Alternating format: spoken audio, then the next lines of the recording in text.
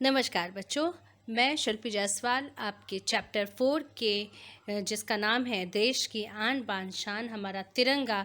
जिस चैप्टर में हमने तिरंगा के बारे में जाना कि हमारे तिरंगे में कौन कौन से कलर हैं, इसका लंबाई और चौड़ाई कितनी है, और यह चैप्टर या इस चैप्टर में अपने तिरंगे के बारे में यानी उसके लिए प्रेम और देशभक्ति की भावना जागृत हो, इसलिए हमने ये चैप्टर पढ़ा था।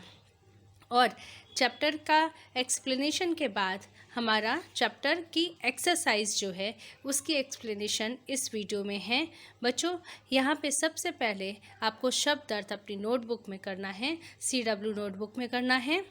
और हमारा जो है शब्द अर्थ है ध्वज यानी झंडा, स्वतंत्र यानी आज़ाद, सम्मान आदर, आन बान मतलब इज्जत, शान गौरव, केसरिया संतरी, प्रतीक यानी निशान सिंबल जिसको हम लोग कहते हैं ना सिंबल, समृद्धि यानी संपन्नता है ना, सदाचार अच्छा व्यवहार गुड बिहेवियर, निरंतर यानी लगातार, प्रगति उन्नति प्रोग्रेस, राष्ट्रीय देश से संबंधित नेशनल।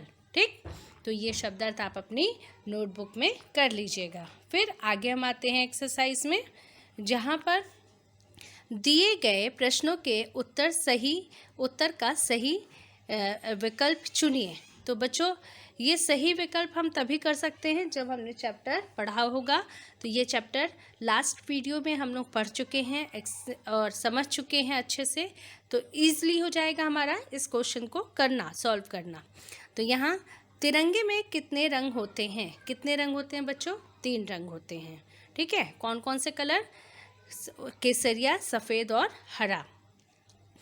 चक्र किस रंग की पट्टी पर बना है? किस रंग की पट्टी पे बना होता है? बीच में होता है ना, तो बीच में कौन सा कलर होता है बच्चों? सफ़ेद। चक्र के स्थान पर पहले क्या था? तो जैसा कि बच्चों चैप्टर में ही मैंने बताया था, इस शुरू में एक्सप्लेन हुआ कि स्वतंत्रता प्राप्ति के पहले चक्र की जगह पर चरखा था। कौन सा चरखा? गांधी जी का चरखा था। और जब स्वतंत्रता प्राप्ति हुई उसके बाद हमारा उसकी जगह क्या हुआ था? चक्र आ गया था। ठीक है, तिरंगे के आकार का सही अनुपात क्या है ना? तिरंगे के आकार का सही अनुपात है 3:2। ठीक है, अब नेक्स्ट हमारा निम्नलिखित शब्दों की वर्तनी शुद्ध करके पुनः लिखिए। तो बच्चों, हमारी वर्तनी शुद्ध तभी हो सकती है जब हम सही प्रकार से शब्दों का प्रोनाउंसिएशन करेंगे, यानी उच्चारण सही प्रकार से करेंगे। ध्वज, यहाँ पे क्या लिखा है? ध्वज। अगर इसको हम पढ़ते हैं तो ये होता है ध्वज, और ध्वज नहीं होता है हमारा, क्या होता है? ध्वज। तो यहाँ धा आधा वाह है, तो आधा वाह नहीं, वाह पूरा होगा, धा आधा होगा, ध्वज। अब ये क्या लिखा है बच्चों? चक्र। देखिए, चक्र में रा का साउंड बाद में आता है, और यहाँ पे चरक, इसको हम लोग पढ़ेंगे चरक। क्यों? ये जो मात्रा है, रा की मात्रा है, ये मात्रा का साउंड का से पहले आएगा। ठीक है, चरक हो जाएगा। और यहाँ पर हमारा साउंड क्या आता है? चक्र में का के बाद, तो चक्र। ठीक है, तो ये मात्रा रा की यहाँ पे इस तरीके से प्रयोग होगी। अब नेक्स्ट है प्रतीक। होता है बच्चों, प्रतीक नहीं होता है। देखिए ये प्रतीक, ये यहाँ पे भी सेम प्रोसेस है। तो प्रतीक ये सही है हमारा और ये गलत है। ठीक है, गतिशील, गतिशील लिखा है यहाँ पर, तो गतिशील नहीं होता है, गतिशील होता है। तो यहाँ पे बड़ी की मात्रा जहाँ है वहाँ छोटी करना, जहाँ छोटी की मात्रा वहाँ पर क्या करना है? बड़ी की मात्रा करना है। तो गतिशील। ठीक है, और सचिवालय, यहाँ पर क्या लिखा है? वाल्य, सचिवालय। सचिवालय तो नहीं होता बच्चों, क्या होता है? सचिवालय। तो कहीं पर भी आधा ला की ज़रूरत हमें नहीं है, तो सचिवालय ये सही है। ठीक है, इसके बाद है स्वतंत्र। हमारा सही प्रोनाउंसिएशन क्या होता है? स्वतंत्र। और यहाँ क्या लिखा है? स्वतंत्र। तो स्वतंत्र गलत है, यहाँ पूरा सा की जगह आधा सा आएगा, स्वतंत्र। ठीक है, अब नेक्स्ट है भाषा की बात। निम्नलिखित वाक्यों में रेखांकित शब्द का विलोम लिखिए। तो बच्चों विलोम शब्द लिखना है। रेखांकित शब्द यानी जहाँ जहाँ अंडरलाइन है, जो शब्द, उनका अपोजिट वर्ड हमें यहाँ पर लिखना है। तो हम तिरंगे का सम्मान करते हैं। हम तिरंगे का तो सम्मान करते हैं, है ना बच्चों। अब यहाँ सम्मान का अपोजिट वर्ड होता है अपमान। क्या होता है? अपमान। ठीक है। इसे राष्ट्रीय ध्वज के रूप में स्वीकार किया गया। किसको? हमारे तिरंगे को। और स्वीकार का अपोजिट वर्ड होता है अस्वीकार। फिर सफ़ेद रंग शांति, सत्य और ज्ञान का प्रतीक है। तो शांति का अपोजिट अशांति, सत्य का अपोजिट असत्य, ज्ञान का अपोजिट अज्ञान। क्या होता है? अज्ञान। ठीक है। यह स्तंभ वाराणसी के निकट सारनाथ में है। अब निकट का मतलब क्या होता है? पास। और इसका अपोजिट क्या होगा बच्चों? दूर। क्या होता है? दूर। फिर नेक्स्ट है संज्ञा। किसी स्थान, प्राणी, वस्तु या भाव के नाम को संज्ञा कहते हैं। बच्चों ध्यान दीजिएगा आप, किसी स्थान, है ना, किसी स्थान, जगह का नाम, प्राणी यानी मनुष्य, जीव जंतु कुछ भी हो सकता है, वस्तु कोई भी सामान या भाव मतलब फीलिंग के नाम को संज्ञा कहते हैं। जैसे भारत, दिल्ली, रमेश, सुंदरता, मिठास आदि।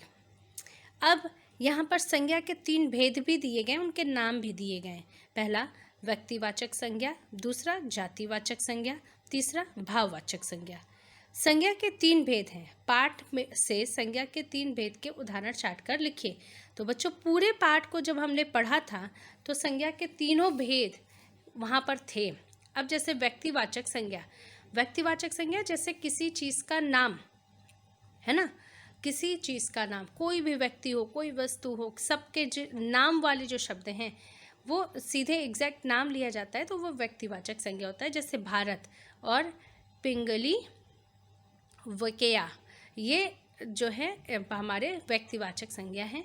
जातिवाचक संज्ञा यानी ऐसे शब्द जिसमें पूरी जाति आ जाती है उसे हम जातिवाचक संज्ञा कहते हैं। जैसे फूल, अगर फूल है तो फूल के अंदर इस फूल के अंदर क्या होगा?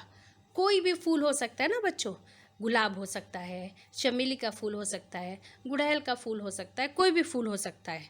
अगर एग्जैक्ट एक फूल का नाम लिया जाता, गुलाब का फूल, अगर एग्जैक्ट एक फूल का नाम लेते तो वो हमारा व्यक्तिवाचक संज्ञा होता। एग्जैक्ट एक फूल का नाम लिया जाता, लेकिन फूल नाम लिया गया, केवल फूल बोला गया, तो यानी पूरी जाति है। फूल एक पूरी जाति है, तो यह पूरी जाति का जब नाम ले लिया गया, फूल बोल दिया गया, इसके अंदर सारे फूल इंक्लूड हो गए, तो वो जातिवाचक संज्ञा हो गया। राष्ट्र, कोई भी राष्ट्र हो सकता है बच्चों, कोई भी राष्ट्र, पर्टिकुलर किसी एक राष्ट्र का नाम नहीं दिया गया, किसी एक का नाम नहीं, राष्ट्र बोला गया, यानी कोई भी राष्ट्र, तो ये हमारा जातिवाचक हो जाता है। और भी उदाहरण है, जैसे सब्जी, जातिवाचक के और भी उदाहरण, जैसे मान लीजिए हमने कहा कि बाज़ार से सब्जी लाओ, तो सब्जी लाने का मतलब कि कोई भी सब्जी हम ला सकते हैं, भिंडी ला सकते हैं, बैंगन ला सकते हैं, आलू ला सकते हैं, कोई भी सब्जी।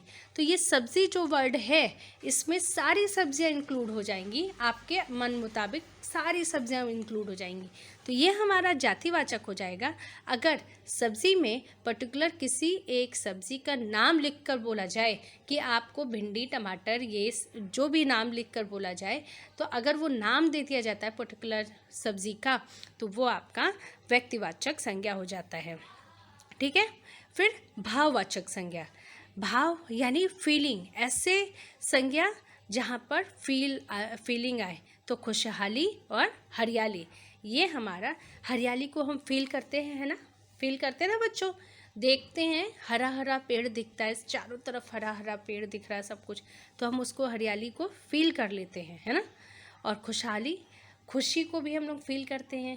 तो ये वर्ड जो हमें फीलिंग, हमारी फीलिंग को दर्शाता है, वो हमारा भाववाचक संज्ञा के अंदर आता है। तो पाठ में खुशहाली और हरियाली भाववाचक संज्ञा है। नेक्स्ट है, भाववाचक संज्ञा निम्नलिखित प्रकार से बनती है।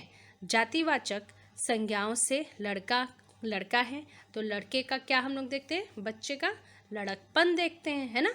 और बच्चा होता है तो उसका क्या देखते हैं, वो क्या अच्छा लगता है, बचपन, है ना। अपना, कोई अपना होता है तो उसका क्या देखते हैं, अपनत्व देखते हैं ना, अब उसका अपनापन, उसका प्यार, ममत्व, है ना। अच्छा, उसकी क्या देखते हैं, एक अच्छा व्यक्ति का क्या देखा जाता है, उसकी अच्छाई देखी जाती है। तो अच्छाई जो है ये हमारा भाववाचक हो जाता है ना। ऊंचा कुछ है तो उसकी क्या देखते हैं बच्चों, ऊंचाई देखते हैं, तो वो हमारा ऊंचाई जो है ऊंचा का भाववाचक हो जाएगा, है ना। यानी सर्वनाम अपना, विशेषण यानी किसी चीज़ की विशेषता बताने वाला शब्द अच्छा और ऊंचा, ये बताने का मतलब है कि इसके द्वारा आप भाववाचक संज्ञा कैसे बना सकते हो, सर्वनाम से, विशेषण से, क्रिया से, अव्यय से, ठीक है। तो यहाँ पर देखिए, जातिवाचक संज्ञा, लड़का जातिवाचक है, उसका लड़कपन देखेंगे, बच्चा उसका बचपन देखेंगे। सर्वनाम अपना और मम ये सर्वनाम है, तो अपना का अपनत्व या अपनापन और मम का ममत्व, ठीक है। विशेषण अच्छा का अच्छाई होगा भाववाचक, ऊंचा का ऊंचाई होगा भाववाचक। क्रिया दौड़ना का दौड़ और जीतना का जीत, क्रिया का विशेषण हो जाएगा, भाववाचक हो जाएगा। अव्यय निकट का निकटता और दूर का दूरी। इस प्रकार से ये हमारा भाववाचक संज्ञा होता है। तो बच्चों, यहाँ दिए गए शब्दों से भाववाचक संज्ञा बनाइए। जैसे सम्मानित, तो मतलब इसका भाववाचक क्या हो गया, सम्मान, क्या हो जाएगा, सम्मान। हरा, हरा जो होता है उसका भाववाचक क्या होगा बच्चों, हरियाली। शांत का भाववाचक, क्या फील करते हैं, शांत है सब चीज़, शांति, ठीक है। खुश का खुशी, है ना, या खुशहाली, दोनों शब्द आ जाएगा, ठीक है। इस तरीके से हमारा ये एक्सरसाइज खत्म होता है। नेक्स्ट एक्सरसाइज है, निम्नलिखित शब्दों का एक एक पर्यायवाची शब्द लिखिए, यानी पर्यायवाची समानार्थी शब्द, है ना। चक्र, चक्र को हम लोग और भी क्या कहते हैं, पहिया, पहिया भी गोल गोल होता है ना, चक्र भी गोल गोल होता है। चक्र का समानार्थी शब्द पहिया। झंडा का क्या होता है, झंडा का देखिए ध्वज भी होता है और पताका भी होता है, ठीक है। झंडे को हम लोग ध्वज भी कहते हैं और पताका भी कहते हैं।